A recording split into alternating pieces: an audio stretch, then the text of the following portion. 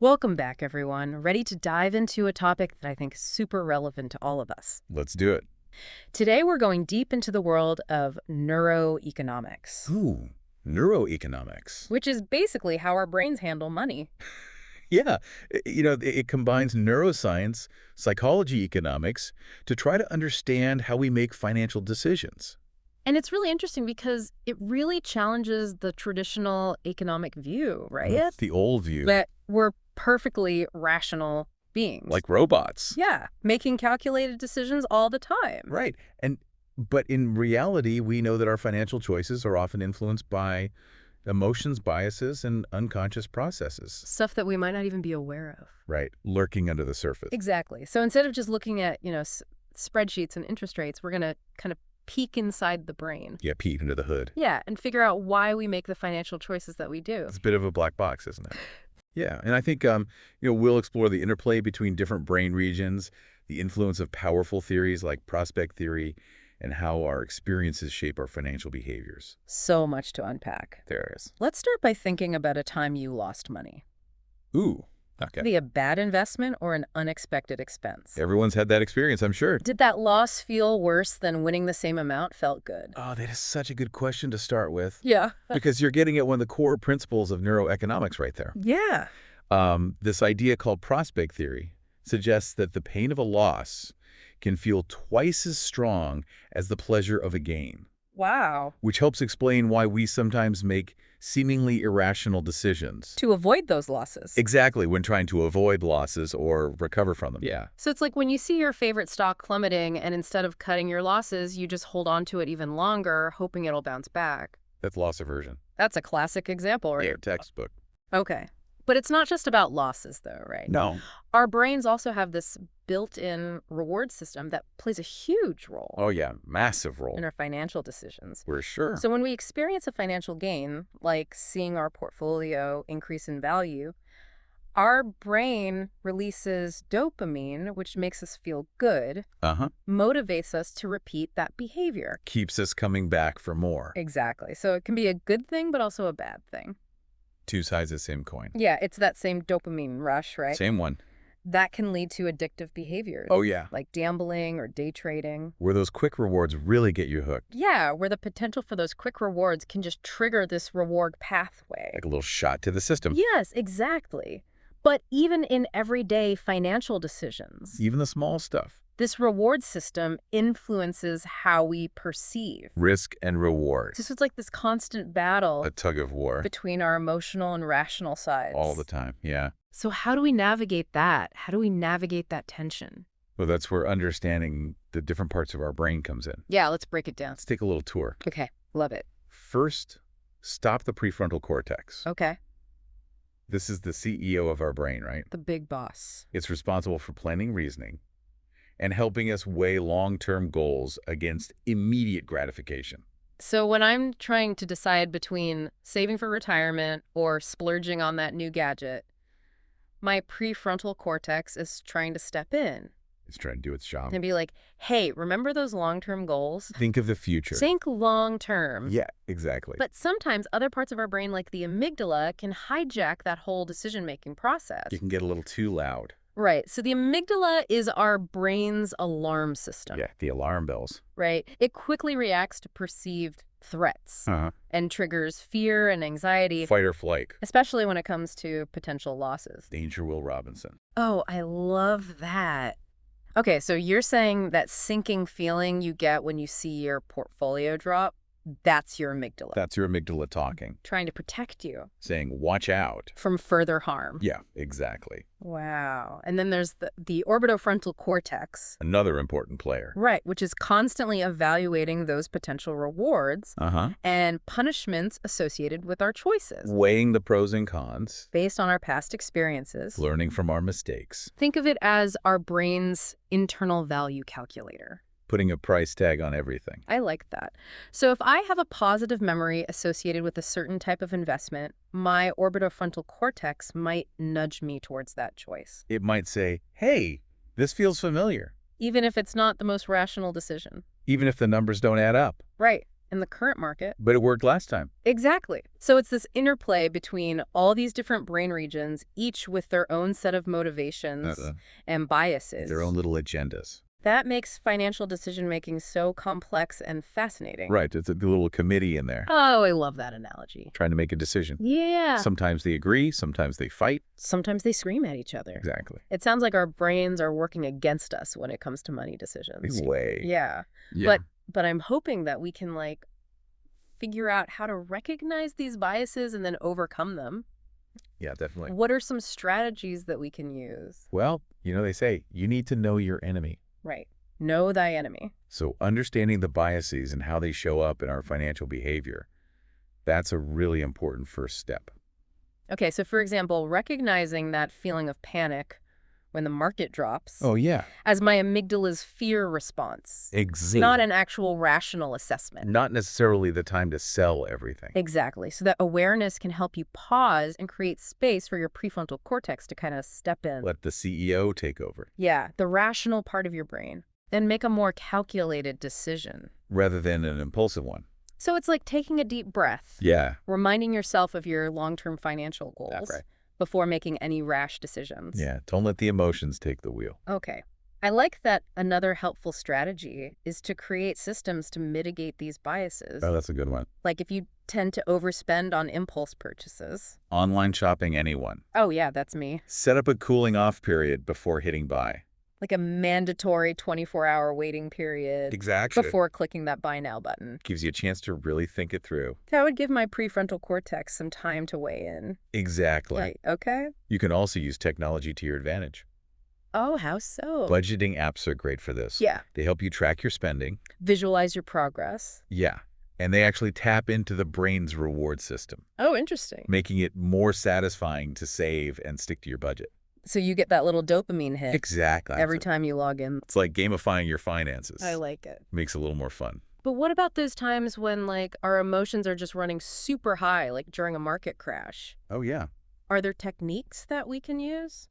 Mindfulness practices are really helpful for that. Like meditation. Yeah, meditation, deep breathing exercises. Yeah. They help calm the amygdala. So it's not like ringing all the alarm bells. Exactly, bringing you back to a state of calm. So instead of letting my emotions dictate my actions, Yeah. I can use mindfulness to, like, create some space between my feelings and my decisions. That's the goal. Okay. And, sometimes you just need a little outside help. Yeah. So don't underestimate the power of a good financial advisor. They can provide that, like, objective perspective. Yeah, someone who's not caught up in the emotional storm. Right, and help you navigate those emotionally charged situations. Exactly. They've seen it all before. It's like having a coach.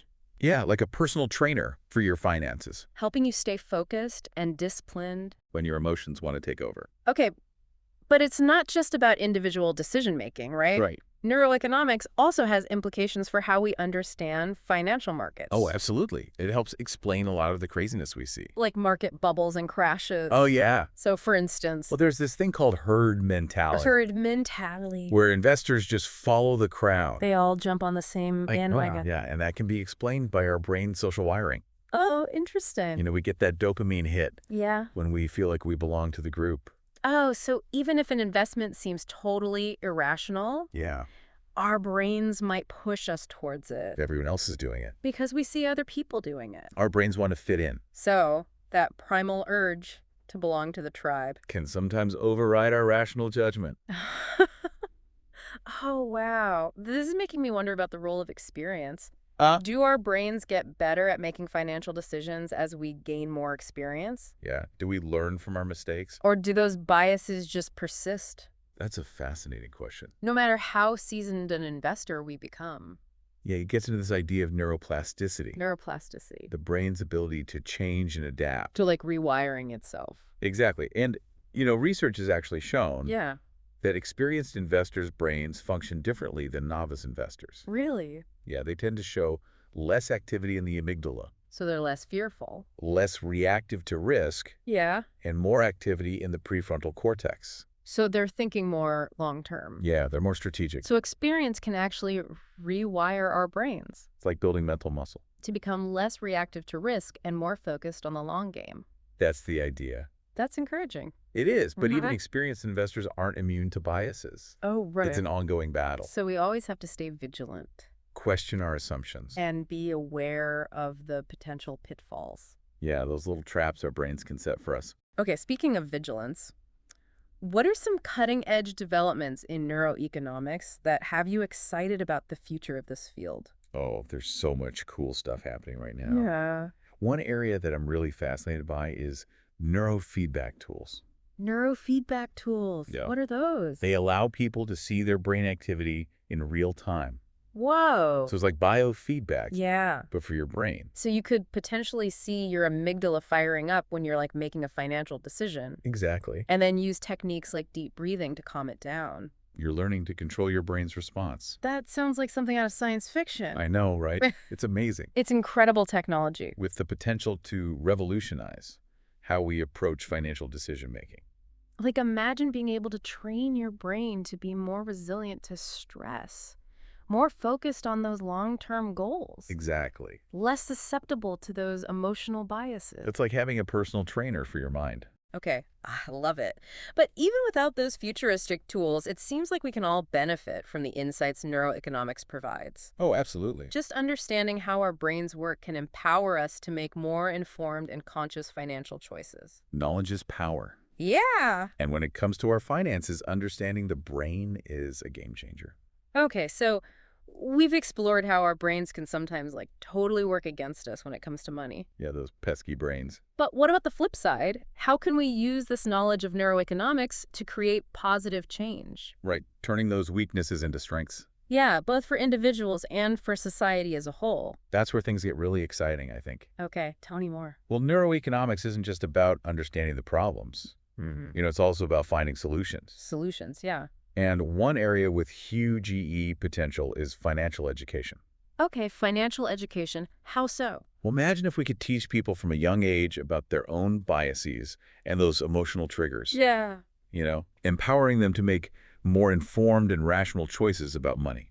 So like almost giving everyone a user manual for their own brain. Exactly. Like, this is how your brain works with money. Here's how to use it. Here are the things to watch out for. Yeah, instead of just teaching about, budgets and interest rates. Which is important, of course. It is important, yeah. But we could go deeper. Yeah, help people understand why they make the decisions they do and give them tools to overcome those ingrained biases. Like those bad habits we've been talking about. Right, exactly. Think about the impact this could have on young people. Oh, yeah. Just starting out, with their finances. Yeah, when they're forming those habits. If they could understand, how their brains are wired to respond to risk and reward, yeah, they can make smarter choices about saving, investing, managing debt. Set themselves up for success. Yeah, exactly. And it's not just about the young folks either, Right. It can also help people who struggle with financial anxiety. Oh, yeah. Who feel overwhelmed by all the complexity. Money can be stressful. Oh, it's a huge source of stress for a lot of people. Yeah. But by understanding the role their emotions play, they can develop healthier coping mechanisms. Gain a sense of control. Yeah, take back the reins. Okay, I like that. And it's not just about individuals. Yeah? This is bigger than that. Neuroeconomics can also inform the design of financial products and services. Oh, absolutely. We can use this knowledge to create systems that nudge people towards making better choices. Okay, so nudge them in the right direction. Yeah, without being too heavy-handed. So instead of relying on willpower alone, which we know is a limited resource. It's hard to resist temptation all the time. Exactly. We can create environments that make it easier to make those positive choices. Make it the default option. Yeah, set ourselves up for success. Okay, so for example... Well, some banks are experimenting with features that allow customers to pre-commit to saving. Like you decide up front. A certain amount every month. Yeah, and it just happens automatically. Well, so you don't even have to think about it. You're taking the emotion out of it. That's a great example of how we can leverage technology to align our behavior with those long-term goals. Like putting your savings on autopilot. Okay, what other innovations are you excited about? Oh, there's so much happening. Yeah. But one area that I'm particularly interested in is the use of AI. Artificial intelligence. Yeah, to personalize financial advice. Oh, that's interesting. Imagine having a virtual financial assistant. Okay. That not only analyzes your data, but also takes into account your risk tolerance, your emotional, triggers your biases. So it's like a custom-tailored financial plan. Yeah. That's designed for how my brain works. Exactly.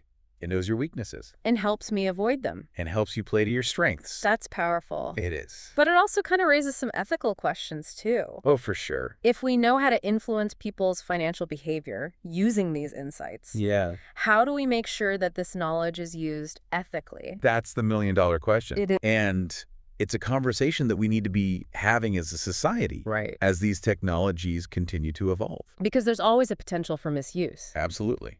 We need safeguards, Yeah, to make sure these tools are being used to empower people. not to manipulate them. Right. It's a delicate balance. It is. But I'm optimistic that neuroeconomics can be a force for good, I hope so, too. helping us create a more financially informed and empowered world. I like that. That's the goal. Well, this has been an incredible deep dive. It has. Exploring this really fascinating interplay between our brains and our money. So much to think about. We've covered so much ground. We have. From the workings of our neural circuitry to the broader implications for financial education, product design, the future of financial advice. It all comes back to the brain. Yeah, we've seen how our brains can both help and hinder us when it comes to making those financial decisions. Yeah, it's a constant tug of war. But, the good news is Yeah. awareness is power. By understanding how our brains work, we can start to make more conscious, informed, and ultimately more successful financial choices. That's the takeaway. So as we wrap up this exploration of neuroeconomics, we encourage you to keep diving deeper. Yeah, keep learning. Question your assumptions, challenge your biases, and stay curious Curiosity is key. about this fascinating world of neuroeconomics. There's so much more to discover. The more you understand about how your brain interacts with money, Yeah. the better equipped you'll be to navigate this complex financial landscape Yeah, and achieve your goals. and achieve your financial goals. Thanks for joining us on this deep dive. It's been a pleasure.